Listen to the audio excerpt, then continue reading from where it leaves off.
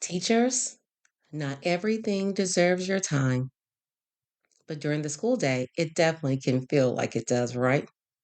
Every question that gets answered, every email that's popping on your screen, every student who raises their hand or cries out and needs something, every small situation that pops up, it all feels like something you should handle. So, what do? You move from one thing to the next thing without really thinking about it. You answer something, you help someone, you stop what you're doing to deal with something else.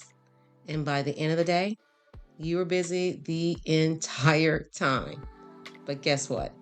It still feels like there was not enough time. Welcome to Teaching Without Losing Yourself, the podcast.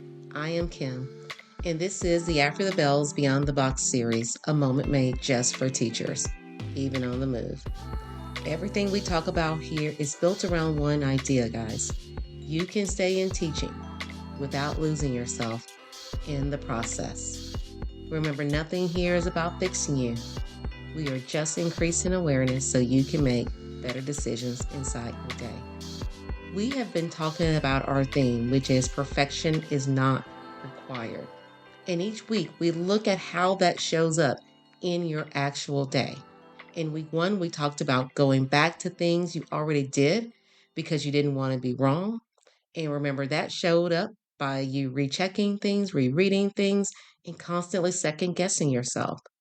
In week two, we talked about finishing something, but then continuing to add more to it just to make it better, adding those extra explanations, those extra steps, and more work to something, guys, that was already complete.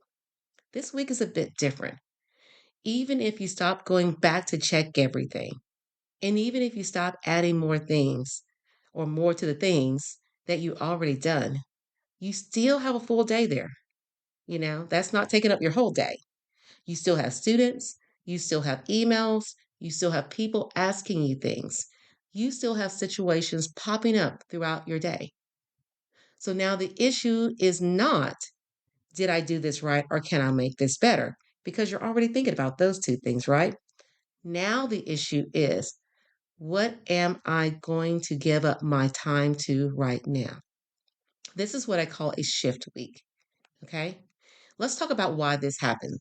This is not because you do not know what matters. You're not thinking and asking yourself what you should give up your time to right now because you don't know what matters. You do. You know what is important for your students. You know what needs to be done. You know what your priorities are. The problem is not knowing. The problem is that during the day, you're often not deciding what gets your time. The problem is that during the day, you're often not deciding what gets your time. You are responding to whatever shows up to the table. An email comes in, so you open it and you respond. A student calls your name, so you go to them. Something small happens in your room, so you stop and deal with it. Somebody asks you something, so you answer them. Not because every one of those things was urgent, not because every one of those things even needed your full attention at that point, but because it was right in front of you. And I'm telling you guys, this is probably my highest issue right now. Whatever's in front of me, sometimes I just feel like I got to take care of that, which just takes you off track. And when this happens all day, your day becomes one long series of reactions. You're just reacting all day. You are moving, you're working, you are doing your job, but you're not always deciding where your time is going. And that is why this day can feel so full and still feel unfinished at the end of the day. You go through your day, it's a full day, you've worked, you've moved, but it still feels like it is not complete. And normally we go back to, I don't have enough time. Let's look at a couple of examples, okay? So you're in the middle of working on something. Maybe you're planning a lesson, maybe you're grading that writing assignment, 150 pages. That was my worst. Maybe you are getting materials ready, okay? An email pops up. It's on your phone. We carry this phone with us all the time. Our emails are on our phone. That's another conversation for this week. And you read it and you respond. Not because it has to be answered immediately. I'm not saying if it's an urgent email, you obviously respond to those. But because that email showed up to the party, it was there, you answered it. Now you have stopped what you were doing. You have shifted your attention and you have given your time to something that could have waited. And that happens multiple times throughout the day. Guys, I cannot count how many times I do this. And I'm going to be super intentional about focusing on that. Well, let's say a student needed some help and we love our babies, so we got to help our kids, right? But you're teaching, a student needs help, so you go over to help them. While you are helping them, another student needs something. And then another student, you know how that goes. He got some help. I want some help. And you move from one student to the next without really stopping to think about it. You are helping, you're doing your job, you are supporting students, but you are not stopping to decide who actually needs my help right now? Who can try this on their own for just a minute? Who can I release it to? Who can wait until I finish this part of the lesson? So every need gets the same immediate response from you. And that means every need gets your time. Okay? Let's say you're in the middle of creating a lesson plan or fun thing to do, or you're in the middle of teaching. Yes, something small happens. Let's go with that. Something small happens. You're in the middle of teaching and somebody blurts something out. You know, our kiddos, they're going to do that. A student is off task. Someone asks a side question. So what do? You stop what you're doing, you address it right away. Sometimes I'm going to say that's necessary, right? But sometimes it was something that you could have waited on, that could have waited, or something that needed a quick response. Maybe it's a quick little side glance, quick little diversion instead of all your attention. But it got all your attention anyway, just because it showed up at the table. Okay. So we've been talking about what this costs us because this does. Here's what's happening. You are giving your time to everything.